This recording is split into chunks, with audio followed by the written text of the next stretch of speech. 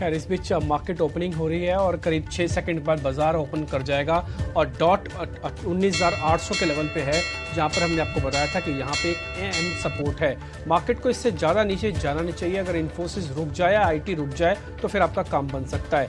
190 point की गिरावट इस समय, 500 शेयर।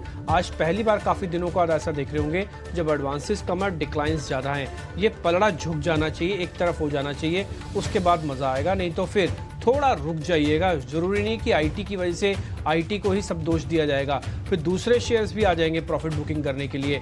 इसलिए एडवांस डिक्लाइन को अपने नीचे स्क्रीन पे ज़रूर लगा के रखेगा और स्पेशली उन शेयर्स को भी लगा के रखेगा जहां पर आज कट बड़े बड़े देखने को मिल रहे हैं। अब वो शेयर कौन कौन से हैं जरा मैं आपकी स्क्रीन पर रखता हूँ। पहले आते हैं अब इन्फोसिस पे। अभी 8% का कट इसमें लगा है, 124 पॉइंट 124 रुपये नीचे है। टेक महिंद्रा, एचसीएल टेक, विप्रो, टीसीएस सब में गिरावट 2 से 5% की है। इन्फोसिस ने सबका मूड बिगाड़ा, तो आप यहाँ देख रहे हैं सभी में गिरावट है। हालांकि जो ओपनिंग के लेवल है उसके बाद से गिरावट बढ़नी नहीं चाहिए। अगर ये नहीं बढ़ती है तो आपका काम बनता जाएगा।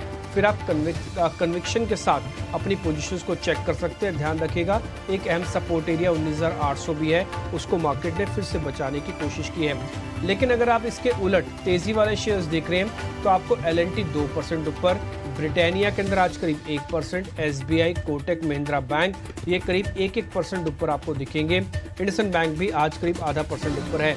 अगर आईटी ड्रैग कर रहा है तो काफ़ी हद तक तेज़ी में आपको बैंकिंग काउंटर्स दिखेंगे जो इस नेगेटिविटी को पॉजिटिविटी में कन्वर्ट करने की कोशिश में लगे हुए हैं। और अगर आप बैंक से थके हुए हैं, अके हुए हैं, तो फिर आज आपको एल&टी देखना चाहिए। सुबह भी इसके बारे में डिस्कस हो रहा था, अजय ने इसके बारे में बात की थी। और power grid, Kotak Mahindra bank 2 दिन पहले हमने भी आपके सामने शेयर किया था।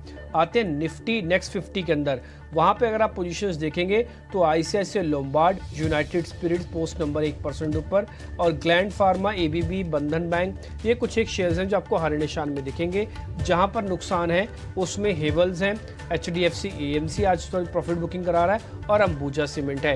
हीट मैप आपकी स्क्रीन पर आ रहा है, आप देख पा रहे हैं। क्योंकि इन्फोसिस का प्रेशर ज़्यादातर दूसरे शेयर्स पे प्रॉफिट बुकिंग के तौर पर दिखेगा, इसलिए आप देख पा रहे हैं कि 2 शेयर ही सिर्फ हरे निशान में, उसमें से भी एक बैंकिंग है और दूसरा एफएमसीजी है। हम जो सुबह डेरिवेटिव का डाटा आपके सामने शेयर करते हैं, क्लियरली मेंशन था कि एफएमसीजी बहुत बड़ा रोल अपनाएगा यहाँ पे, इसको सबको न्यूट्रलाइज करने के लिए, बैलेंस करने के लिए। इसलिए एफएमसीजी वाले स्टॉक्स पे जरूर ध्यान रखिएगा।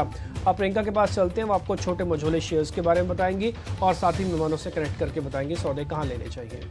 ठीक है, बिल्कुल जिप्पी। अब देखिए मिड कैप में भी इस वक्त जो टॉप लूजर्स हैं उसमें आईटी का ही काउंटर है और वो है परसिस्टेंट। लगभग 3.5% की गिरावट है, लेकिन आपको माइनर बाइंग भी दिख रही है आईटी काउंटर्स में। ओबरॉय रियलिटी दूसरा काउंटर, पीबी फिनटेक और पॉलीकैब जो लगातार 8-9 सेशन से चल रहा था, वहां आज थोड़ी प्रॉफिट बुकिंग दिख रही है। लगभग 2.5-3% की प्रॉफिट बुकिंग आपको दिख रही है। एलटीटीएस में 2% की गिरावट है और एल&टी फाइनेंस में भी आपको 2% की गिरावट दिख रही है। और एट द सेम टाइम जो अभी हम थोड़ी देर पहले भी डिस्कस कर रहे थे, जितने में मिड कैप पीएसयू स्टॉक्स हैं, mid cap PSU bank stocks हैं, वहां पर आपको मूव देखनी चाहिए। यूनियन बैंक इस वक्त टॉप गेनर भी है मिड कैप स्पेस से और 4% की बढ़त भी है वहां। इंडिया मार्ट में बायबैक की खबर से वहां इंपैक्ट है और बैंक ऑफ इंडिया जैसे स्टॉक्स में भी आपको मूव देखने को मिल रही है। कैनरा बैंक भी आपको 0.5% देश दिख रहा है। तो बैंक्स चल रहे हैं। जिस तरह से एक व्यू रहता है कि अगर आईटी लगा है तो बैंक्स में एक मूव आ सकती है। चलिए एक बात मैं आपको बताना चाहूंगा कि पहली बात तो ये क्लियर कि आज 10% का सर्किट नीचे इन्फोसिस में एक क्षण के लिए भी नहीं लगा।